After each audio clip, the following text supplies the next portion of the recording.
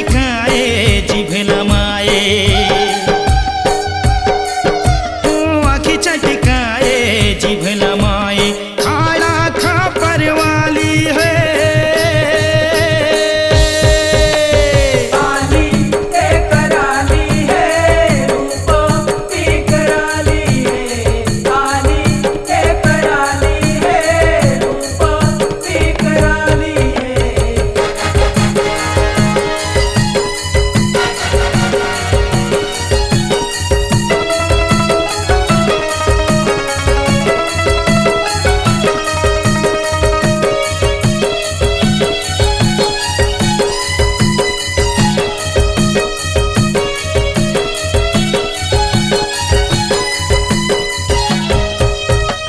काल के काल जनाए दाई, ये सौ है महाकाली गा, वही भूत ही कस देवी काली, बीटे रन माताली गा। पीटे रन माताली गा, पीटे रन माताली गा।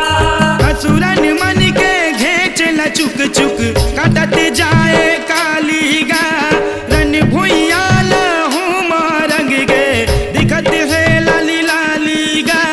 दिखत है लाली लाली गा, दिखत है लाली लाली गा। ओ युद्ध हम मच गे, खलबल मच गे, हो युद्ध हम मच गे, खलबल मच गे, रन बिफड़े महाकाली है।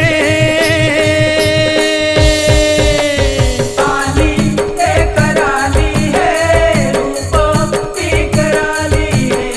काली ते कराली है, रूप की कराली है।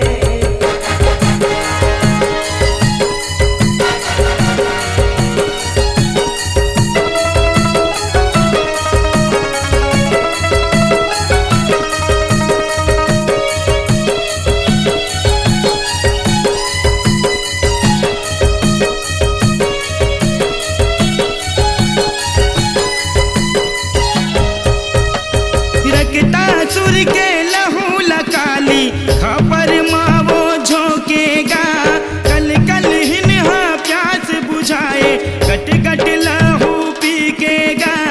गट गट लाहू पीकेगा, गट गट लाहू पीकेगा। रूपकारी औ दूनों आँखी लाली लाल दिखेगा, रक्तासुर बरदानी मर गए, काली के पाला परकेगा। काली के बाला परकेगा, काली के बाला परकेगा। ओ मर गिराही दानव नसाही, हो मर गिराही दानव नसाही, बैरी के काल काली है।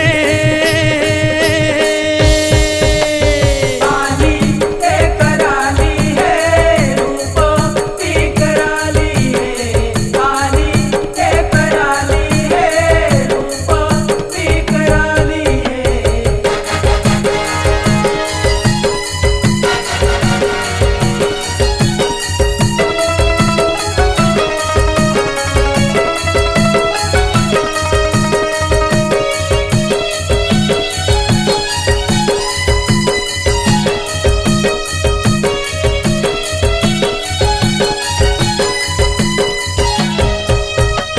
चंड मुंड के घेच लकाली, खाड़ा में काट गिराएगा, चंड मुंड के मूड़ी ल धर के, रन माना चत जाएगा।